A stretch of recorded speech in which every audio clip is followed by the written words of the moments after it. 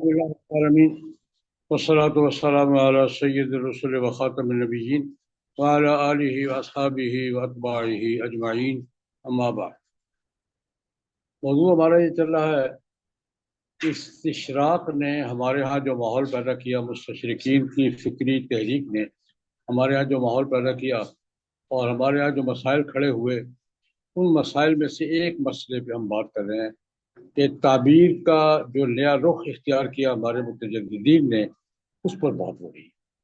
استشراق کا نتیجہ ہے مستشرقین نے اس ریکنسٹرکشن کے نام سے دین کی تعبیر کی ریکنسٹرکشن کرنی ہے۔ اس میں نے گزارش کیا تھا کہ ریکنسٹرکشن کا تصور تو اکبر کے دور سے شروع ہو گیا تھا، دین کی تعبیر نو، لیکن امت نے قبول نہیں کیا۔ الحمدللہ اکبر بادشاہ 500 سال ہو گئے، یہ کئی رخ بدل کے ریکنسٹرکشن اور تعبیر نو یہ آتی رہی ہے اور اب بھی موجود ہے، لیکن کیونکہ امت کا اجتماعی یقین قرآن پاک اوریجنل موجود ہے، نبی کریم صلی اللہ علیہ وسلم کی سنت و سیرت اور حدیث اوریجنل موجود ہے، صحابہ کرام کا تعامل اوریجنل ریکارڈ پر ہے۔ یہ تین بنیادی وجہ ہیں جن کی وجہ سے ریکنسٹرکشن کا کوئی ایجنڈا کامیاب نہیں ہوگا، نہ ہوگا قیامت تک انشاءاللہ۔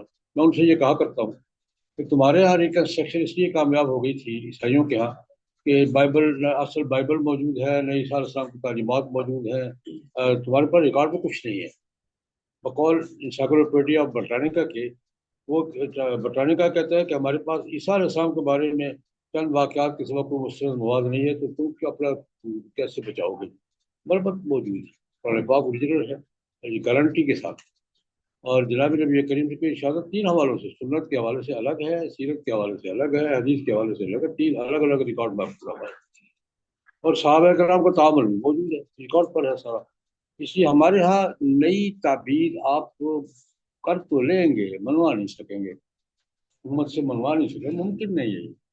اس پر میں نے 2-3 واقعات عرض کیے تھے کہ ہمارے یہاں تعبیر نو کا انداز کیا ہے۔ وہ چکوال کے کیس کا میں نے سنایا تھا، لیکن آج میں ایک اور کیس، ہماری عدالتوں میں کیا ہو رہا ہے اس پر آج کل میں بات کر رہا ہوں۔ عدالتوں میں کیا ہو رہا ہے، بین الاقوامی قانون جسے کہتے ہیں اور انسانی حقوق ہیومن رائٹس جسے کہتے ہیں، اس کے مطابق عورت اور مرد میں ہر معاملے میں، ہر سطح پر مساوات، یہ تقاضا ہے ان کا کہ احکام میں، قوانین میں، رویے میں کوئی فرق نہیں ہونا چاہیے۔ جہاں مرد اور عورت کے احکام میں، رویے میں اور آپ کے پالیسی میں فرق ہوگا، اس کو امتیازی قانون، یا آپ جنسی بنیاد پہ امتیاز کر رہے ہیں اور عورت اور مرد میں فرق کر رہے ہیں۔ اس پہ بڑی لمبی بحث ہے، میں نے ایک بات پہلے بھی سنائی تھی، دوبارہ عرض کر دیتا ہوں۔ ایک دفعہ برطانیہ میں غالباً برمنگھم میں مذاکرہ تھا، عیسائی بھی تھے، زیادہ تر ہمارے ایشین تھے، بنگلہ دیش، انڈیا، پاکستان کے۔ تو یہ سوال کہ مرد اور عورت میں مساوات ہونی چاہیے، مرد اور عورت کے احکام میں فرق نہیں ہونا چاہیے، اس سے سوال ہوا تھا۔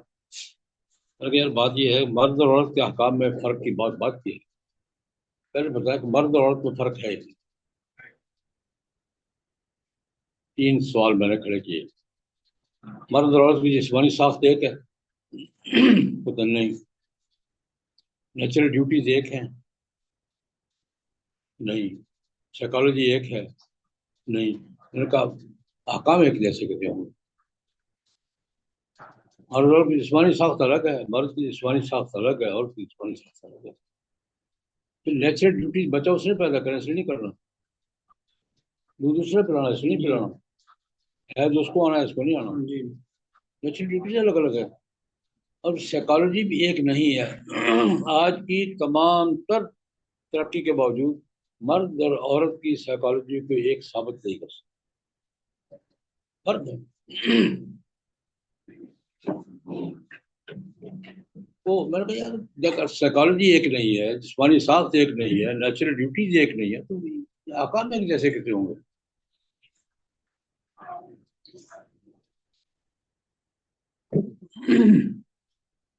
اس پس منظر میں میں ایک کیس سے آپ کو آگاہ کرنا چاہتا ہوں۔ سندھ کا واقعہ ہے کہ ایک خاتون نے باپ کی وفات پر عدالت میں ادا کر دیا کہ میں، چونکہ بین الاقوامی قانون کے تحت میرا حق برابر بنتا ہے، اور پاکستان کے دستور میں جہاں یہ گارنٹی ہے کہ قرآن و سنت کے خلاف کوئی قانون نہیں بنے گا، وہاں یہ گارنٹی بھی ہے کہ ہیومن رائٹس کے دونوں گارنٹیاں برابر موجود ہیں۔ تو میرا ہیومن رائٹس کے حوالے سے میرا حق برابر بنتا ہے، میرا مجھے میرا برابر حق دیا جائے۔ وہ بات چلتے چلتے ہائی کورٹ تک چلا۔ ہائی کورٹ میں جسٹس شائق عثمانی اس وقت ہائی کورٹ کے جج تھے، پھر سپریم کورٹ کے جج بنے، پھر ریٹائر ہوئے، حیات ہیں، ریٹائر ہیں۔ جسٹس شائق عثمانی ان کے اسم گرامی ہے۔ انہوں نے ہائی کورٹ میں کیس سنا، انہوں نے لڑکی کے موقف سے اتفاق کہ برابر حق آج کے مسلمہ بین الاقوامی قوانین اور حقوق جو ہے اس کے مطابق، ہیومن رائٹس چارٹر کے مطابق مساوات ہے، اور لڑکی بہن بھائی کا حق برابر ہے، یہ اس کو برابر حق دیا جائے۔ وہ میں اس کی رپورٹ میں مولانا کو دے دوں گا، آپ پڑھ لیں گے۔ میں نے اس پہ تبصرہ لکھا تھا اس زمانے میں، یا 16 سال پہلے کی بات۔ انہوں نے کہا کہ برابر اس کو دیا جائے حق، یعنی وراثت برابر دیجیے۔ اب ظاہر بات ہے کہ ہائی کورٹ کے جج نے فیصلے کے دلائل بھی لکھا، ایسے جو آرڈر نہیں ہوتا، آرڈر دلائل لکھی ہوتی ہے، وجہ وجوہات لکھی ہوتی ہے، جو اعتراضات ہیں ان کا جواب دینا ہوتا ہے۔ انہوں نے لکھا ایک ٹھیک ہے قرآن پاک میں ہے وَلِلذَّكَرِ مِثْلُ حَظِّ الْأُنثَيَيْنِ۔ میں تعبیر کا انداز بتا رہا ہوں کہ تعبیر کا انداز کیا ہے۔ ٹھیک ہے قرآن پاک میں ہے، صحیح ہے، لیکن یہ حصے کا بیان نہیں، منیمم کی حد بیان، ذکر میں صادر الانثیین حصے کا بیان، یہ منیمم کی حد ہے، کیونکہ عرب جاہلیت میں دیتے ہی نہیں تھے، تو کم از کم آدھا تو حصے کا بیان کہاں ہے؟ ان اللہ یأمر بالعدل والإحسان، یہ انہوں نے پورا مقدمہ بنایا، اور اس بنیاد بنا کے انہوں نے کہا کہ ایک ہی باپ کی اولاد ہے، دونوں کا حق برابر بنتا ہے، اس لیے اس لڑکی کو اس کے دعوے کے مطابق وراثت میں برابر کا حصہ دیا جائے۔ یہ انہوں نے فیصلہ صادر کروا دیا۔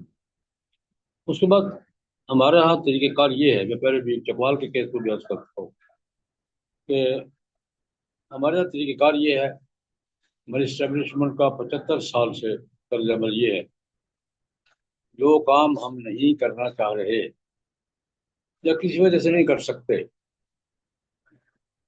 ہم خود نہیں کرنا چاہ رہے یا کسی وجہ سے نہیں کر سکتے، کھینچ تانگ کے سپریم کورٹ تک لے جاتے ہیں، ریٹ فائل کرتے ہیں، اسٹے ملتا ہے، اسٹے چلا جاتا ہے فریزر میں، کام مل جاتا ہے۔ یہ ہمارا طریقے واردات ہے۔ سود کا مسئلہ اسی بھی چل رہا ہے۔ سود کے کیس میں تقریباً 26 سال سے میں شریک ہوں،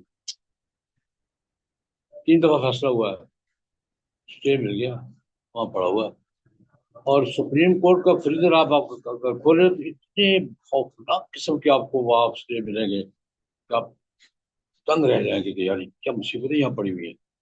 ایک بات، ہمارا سپریم کورٹ کا ڈیپ فریزر بہت طاقتور ہے، ایسی چیز غائب کرتا ہے جیسے ہمارے پنجاب کے سابق وزیر اعلیٰ میاں شہباز شریف صاحب نے پچھلا دور جو وزارت اعلیٰ کا گزارا ہے، سارا اسٹے پہ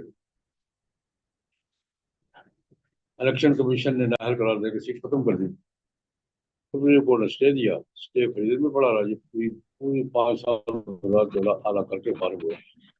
یہ ہمارا طریقہ واردات ہے، اور یہ ہمارا افسر جو کام نہیں کرنا چاہتے خود اپنی پالیسی نہیں ہے یا کسی وجہ سے دباؤ کو نہیں کر سکتے، تو وہ کھینچ تانگ سپریم کورٹ اسٹے دے دیتا ہے، اسٹے فریزر میں، اور کام۔ ایک مثال اور ہمارا طریقے واردات یہ دور میں ہمارے یہاں کبھی 7 پہلے کی بات ہے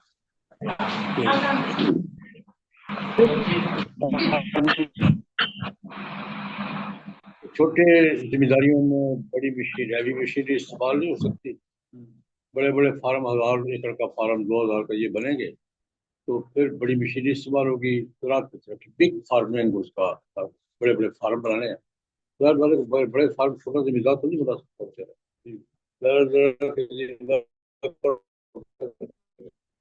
ایکڑ ہو گیا کیا کرے گا جی. تو ملٹی نیشنل کمپنیاں آئیں اور ملٹی نیشنل کمپنیاں یہاں کی زمینیں خریدیں اور بگ فارمنگ کریں تاکہ ہیوی مشین بھی استعمال ہو اور زراعت رکھے. بڑا خوبصورت ٹائٹل. یہاں ایک رپورٹ میں پرچے میں بھی چھاپ چکا ہوں کہ جس طرح جنوبی افریقہ کو عیسائی مشنریوں نے محنت کر کے الگ کروایا, الگ ملک بنوایا. انڈونیشیا میں ایسٹ تیمور الگ ہوا ہے ایک عیسائی ریاست کے طور پر. پاکستان میں ایک مسیحی ریاست کا تصور تھا, خالص مسیحی ریاست. خانے وال سے سیال کو حدود متعین ہے, گجرانوالہ دارالحکومت. یہ صلاح الدین مرحوم نے چھاپی تھی تکبیر میں, اس سے میں نے اشریہ میں نقل کی سن 90 یا 92 کی. سن 25 ٹارگٹ تھا. اس میں یہ تھا, ایک حصہ یہ تھا کہ بڑی ملٹی نیشنل کمپنیاں زمینیں خریدیں گی, جیسے اسرائیل میں یہودیوں نے خریدی بڑی زمینیں خریدیں گی بگ فارما کے نام سے. اور دوسری بات یہ تھی کہ اس ایریے میں 200 خالص مسیحی کالونیاں بنیں گی. تقریباً 7 تو ہمارے گجرانوالے میں ہے, مریم آباد ہے, یہ وہ خالص مسیحی کالونی 200. یہ مریم یوحنا آباد تو بہت بڑا لاہور میں ہے, اور مریم آباد یہ سکھیکی میں, اور بڑے ہوئے بہت یہاں ہمارے بھی ہے خالص مسیحی کالونیاں 200. اور یہ بنا کے پھر اس کو سن 25 تک فائنل کرنا تھا. یہ سن 95 میں یہ منصوبہ آیا. اس کے بعد زمینیں خریدنی شروع کر دی ملٹی نیشنل کمپنیوں نے. مجھے یاد ہے یوسف میواتی ہمارا ساتھی, ان کی زمین تھی قصور کے علاقے, تو ساتھ ہماری لاٹری نہیں کرے. میں کہ زمین جو لاکھ کی تھی وہ 3 لاکھ میں بک رہی ہے. میں نے تو خیر تو ہے کیا ہوا, میں نے یہ رپورٹ پڑھی ہوئی تھی. تو ملٹی نیشنل کمپنیوں نے زمینیں خریدنا شروع کر دی. زمینوں کی ریٹ 3 گنا 4 گنا. تو مجھے پرانا واقعہ یاد آیا کہ جب فلسطین کی زمین یہودیوں نے فلسطینیوں نے یہودیوں پر بیچنی شروع کی تھی نا, سن 2021 کی بات ہے جی. اس وقت مفتی اعظم فلسطین امیر الحسینی نے فتویٰ دیا تھا کہ فلسطین کی زمین یہودیوں پر بیچنا جائز نہیں ہے, اس لیے کہ ان کا ایجنڈا یہ ہے کہ انہیں آبادی بنا کر اس فتوے کی تائید میں یہاں ہمارے مفتی فتح اللہ صاحب نے فتویٰ دیا تھا, مولانا شمس تھانوی نے یہ فتویٰ درست ہے. یہ دونوں موجود ہیں. لیکن کوئی اب 1 لاکھ کی زمین کی 5 لاکھ ملتے ہوں تو کون نہیں بیچے گا. میرے ذہن سارا وہ نقشہ آ گیا. اب ہم نے جو ایجوکیشن کی شروع کی, اللہ کی قدرت, میں اسٹے کی بات کر رہا ہوں. ریونیو بورڈ میں یہ زمینوں کو سارے کام ریونیو بورڈ کرتا ہے. ریونیو بورڈ میں کوئی اللہ کا بندہ نیک آدمی تھا, اس نے سپریم کورٹ میں ریٹ کر دی کہ ملکی زمین غیر ملکیوں پر بیچنا ملکی مفاد کے خلاف ہے. اس وقت سے وہ ریٹ پڑی ہے, سپریم کورٹ نے اسٹے دے دیا, اسٹے نظر میں پڑا ہے, اور زمینوں کی یہ ہمارا طریقے واردات ہے. اچھا وہ کیس چلا گیا سپریم کورٹ میں, سپریم کورٹ نے اسٹے دے دیا, فیصلے پر عمل درآمد رک گیا, ابھی تک رکا ہوا ہے. اور یہ سب میں نے صرف یہ بتایا ہے کہ ہمارے ہاں ہماری عدالتوں نے, بڑی بڑی عدالتوں نے تعبیر دین کی کیا صورت اختیار, دین کی تعبیر نو, یہ ذہن ہمارے استشراق نے پیدا کیا, ریکنسٹرکشن کے الہیات کی تشکیل نو. اس پر اس انداز سے کام ہو رہا ہے, اور بہت سے مسائل. اب یہ دیکھیں ایک بات اور, وہ تو خیر کلیئر ہو گئی تھی لیکن بات چلی ہے. رجم شرعی حد ہے, سپریم کو وفاقی شہری عدالت کا گئی ہے بات ہوتی نہیں وہاں میں ہم جہاں میں کوئی فقی اصول یا جدیہ یا قول کا وہ ہے وہاں پورا استعمال کرتے ہیں. خبر واحد احکام میں حجت ہے یا نہیں وہاں کرفی کا موقع ہے. آراف میں سے ہم بزدلی کو سلو پہ چل رہے ہیں. کرفی کا موقع ہے کہ احکام میں خبر واحد حجت نہیں ہے. اور یہ جو رجم کی بخاری کی روایت ہے خبر واحد ہے خبر متواتر نہیں ہے. اس بنیاد پر سپریم کورٹ میں بس چلتی رہی کافی عرصہ کہ جناب یہ رجم حد ہے یا تعزیر ہے. وہ اللہ پاک بھلا کرے اس وقت شریعت جج سے مولانا تقی عثمانی صاحب یہ کرم شاہ صاحب اور یہ مولانا عبدالقدوس ہاشمی تھے بس صاحب جی یہ انہوں نے وہ بار کا سر کیا انہوں نے بار کا سر کیا مولانا تقی عثمانی صاحب نے اور پھر کرم شاہ صاحب رحمہ اللہ تعالیٰ اور مولانا عبدالقدوس ہاشمی فوت ہو گئے. یہ تین شریع جج تھے تینوں مضبوط آدمی تھے. انہوں نے اس مقبرے سے نکالا ہمیں اور رجم کا فیصلہ صادر کیا. ورنہ یہ بھی کیا تھا یہ بھی تعزیر ہے مول سب کو مرضی ہے کر لے مرضی ہے یہ مسئلہ. تو میں نے آپ سے گزارش یہ کی ہے کہ ہمیں جو دین کی تعبیر نو ابھی یہ بات چلتی ہے کہ یار ٹھیک ہے ایک ہے ایک فرق میں عرض کروں گا آخر میں ایک ہے تجدید ایک ہے تجدید. تجدید اور چیز ہے تجدد اور جی تجدید ہے جس کو حضور من یجدد لہا دینہا ہر صدی کے آغاز میں حضور اٹھے گا. وہ تجدید کا معنی جس کو باغ کی چھانٹی کہتے ہیں بس خود پودا پیدا ہو گیا ٹہنیاں بڑھ گئی ہیں برابر کا تہذیب جسے یہ تجدید مجددی نے کی ہے. حضرت مجدد ثانی رحمۃ اللہ نے کمال کی ہے شاہ ولی اللہ نے کی ہے. ان سے پہلے یہ ہر صدی میں کوئی نہ کوئی امام غزالی ہے اور تجدید کا معنی یہ ہے کہ جو چیزیں آج خود دین کا حصہ بنتی جا رہی ہیں یا خود رو پودے ان کو چھانٹ کر دین کے اصل تعبیر کو بخش. تجدد کا معنی یہ ہے کہ دین کے مسئلے کو نیا رنگ دے کر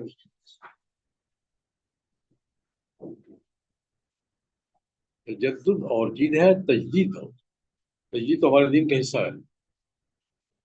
میں اس پر ایک واقعہ عرض کر کے بات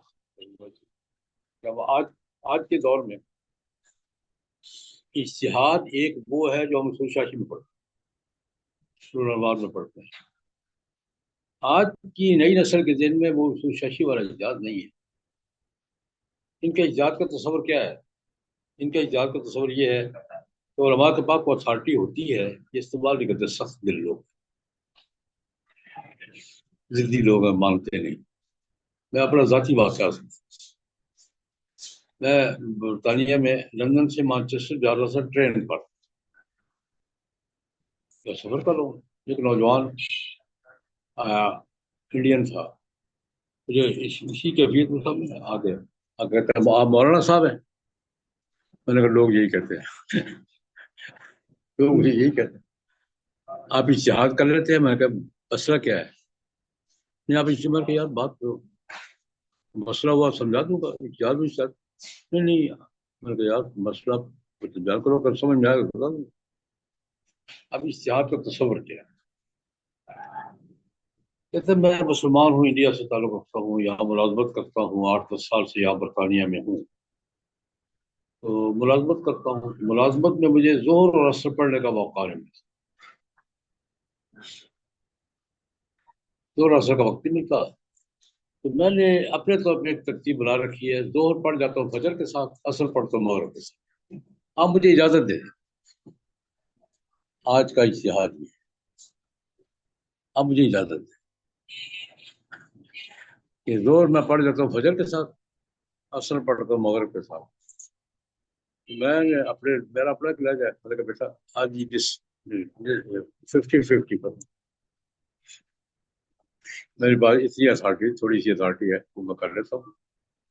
میں نے کہا جو عصر کی مغرب کے ساتھ پڑھتے ہو نا کی گنجائش اس لیے دیتا ہوں کہ قضا ہوگی نماز تو ہو جائے گی، لیکن جو کی فجر کے ساتھ پڑھتے ہو نا، یہ میرے پاس آٹی نہیں ہے یہ میں نہیں کر سکتا آٹی نہیں، میں کیا کروں؟ میں مشورہ میرا یہ ہے، کوشش کرو اچھی ملازمت تلاش کرنے کی تاکہ نماز وقت پہ پڑھ سکو، جب تک نہیں ملتی زور بھی مگر کو ساتھ پڑھ لیا کرو لیکن یہ واقعی محسوس کی آج کا تصور یہ ہے کہ علماء کے پاس تو اتھارٹی ہے، یہ گڑبڑ کر سکتے ہیں، کرتے نہیں ہیں، ضد پہ اڑ جاتے ہیں۔ یہ تو یہ دین کی تعبیر لوگ یہ تصور جو ماضی کے تمام اصولوں سے ہٹ کر اصولوں کے دائرے میں تجدید تو ہر دور میں ہوتی رہی ہے اور ہوتی رہے گی۔ تو فتویٰ عالمگیری کیا ہے؟ فقہ کی تجدید ہے نا۔ خلافت عثمانیہ کا مجلۃ الاحکام النظریہ کیا ہے؟ فقہ کی تجدید ہے، یہ تجدید ہے، لیکن اس کو اصول کو نظر انداز کر کے ہم اپنی مرضی سے ساری تشکیلیں نہ کریں۔ آج کل بھی یہ مسئلہ چل رہا ہے کہ تشکیل نو، میں کہتا ہوں تشکیل نو نہیں تجدید نو۔ فقہ پر فتاوی عالمگیری کی طرز کی نظر ثانی میں تو مانتا ہوں ملا، لیکن فتاوی عالمگیر کی طرز اصول کے دائرے طے شدہ اصولوں کو کراس نہیں، اصولوں کو کراس نہیں کیا، اصولوں کے دائرے میں تجدید سارا کیا ہمارا تو حالات کا اصول ہی ہے کہ اور تعامل بیس ہے ہماری، اور حالات کے بدلنے سے احکام بدلتے ہیں، عرف کے بدلنے سے بدلتے ہیں، حالات کا بنیاد یہ ہے، لیکن فروعات میں جزیات میں اصول میں نہیں۔ تو آج میں یہی بات وہ سندھ کے کیس کے حوالے سے کہ ہماری عدالتوں کا دین کی تعبیر کا مزاج کیا ہے، یہ مزاج پیدا ہوا ہے تجدد کی اس تحریک کے جس کی بنیاد استشراق ہے، مستشرقین کا علمی کام ہے، وہ چل رہا ہے۔ الحمدللہ علماء موجود ہے، علماء سے زیادہ میں اصل ہماری بیس یہ ہے کہ ہمارے پاس ریکارڈ موجود ہے، ہمارے پاس ریکارڈ موجود ہے، قرآن پاک بھی، حدیث و سنت بھی ریکارڈ موجود ہے، ان شاء اللہ شرط چلتی رہے گی جی، اور دین بھی چلتا رہے گا۔ اللہم صلی علی سیدنا محمد، اللہم صلی علی سیدنا محمد، استغفر اللہ۔